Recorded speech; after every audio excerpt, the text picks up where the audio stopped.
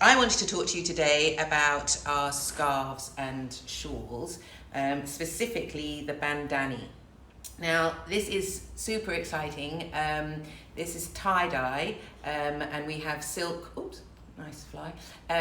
We have silk, two different types of silk, Tabby silk and Gajji silk. And I want to just show you a little bit about how these pieces are produced. So here I have a finished piece. This is Gajji silk. It's been sort of ombre dip dyed, so you can see that the colour goes from red through to pink and then back down to red again. And all these little dots are done through the tie-dye process, which is called Bhandani in Gujarat. It's been practiced for centuries in Gujarat, and it is the art of tie-dyeing. Now, these pieces were made during lockdown, and I think that's possibly why they are so unbelievably fine, maybe because everybody was, it's quite a meditative process, albeit incredibly slow. So the dots are, unbelievably fine. So let me just put this on so you can see how lovely it is. Obviously, I'm here in Sri Lanka, where a silk scarf is possibly a little bit hot, but this would really jazz up your winter coat. And it gives a lovely texture on this Gajji silk, which is reasonably heavy, and also because we're in the humidity, the texture drops out a little bit.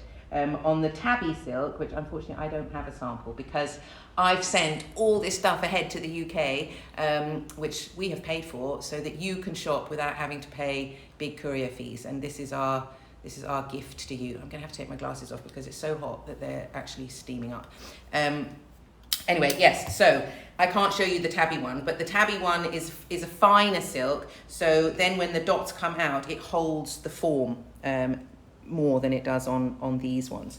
So as I say, so here's a pink and red version, and here is a fabulous orange version.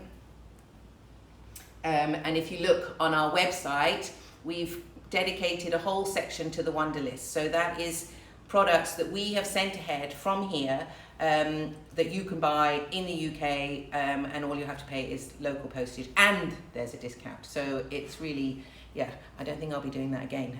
It's quite expensive, but anyway, that is our gift to you. But what I wanted to talk to you about was how these pieces are made. So here, in proper Blue Peter style, is not one that I made earlier, but this is a piece that has been tied and dyed, but not untied.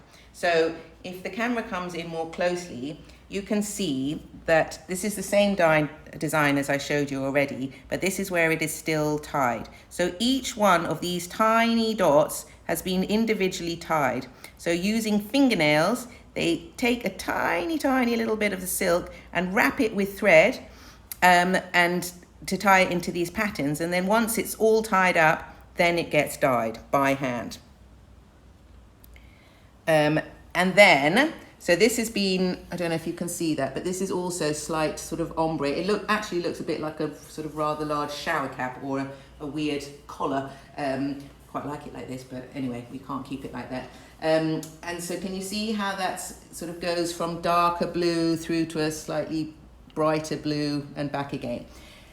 And once the piece has been dyed, then it's time to take the threads off, which you do just by pulling.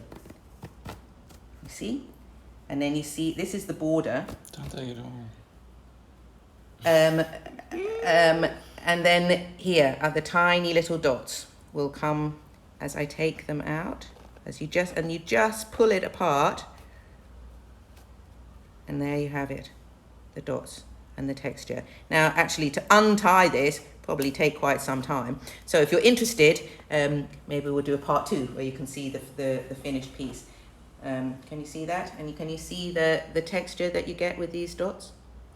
And this texture will remain, I mean, possibly not if you live in Sri Lanka where it's so humid, but if you dry clean it, that texture will stay there. If you wash it, which you can do in warm water, then you will lose that textured effect. Obviously, you will not lose the dots.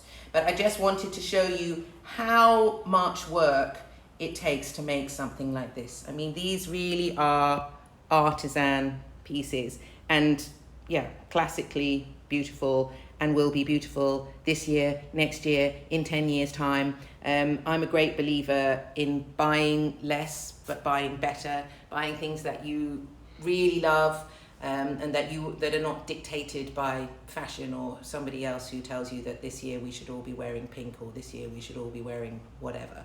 And pieces that have a story. So yeah, when you buy one of these pieces, you can think of those artisans sitting there through months of lockdown, doing this meditative work, and creating tiny dots on these beautiful scarves. So take a look. We've only got, we have, you know, pink ones, but each piece is unique, and not all the patterns are the same. So if you fancy getting yourself one of these, then get in quick, because there's not that many of them. So yeah, I hope you found that interesting. If you've got any questions, please send me a message or an email or whatever. And if you would like to see what this looks like when it's finally all come out, then yeah, I'll be happy to do another little live another day. So yeah, hope you've signed up. You sign up at the Wonderlist subscribers, and yeah, get shopping, people, and try and support all these fabulous small businesses, independent businesses. We need the variety in our lives. You know, we don't all want to buy from the same massive places. So yeah,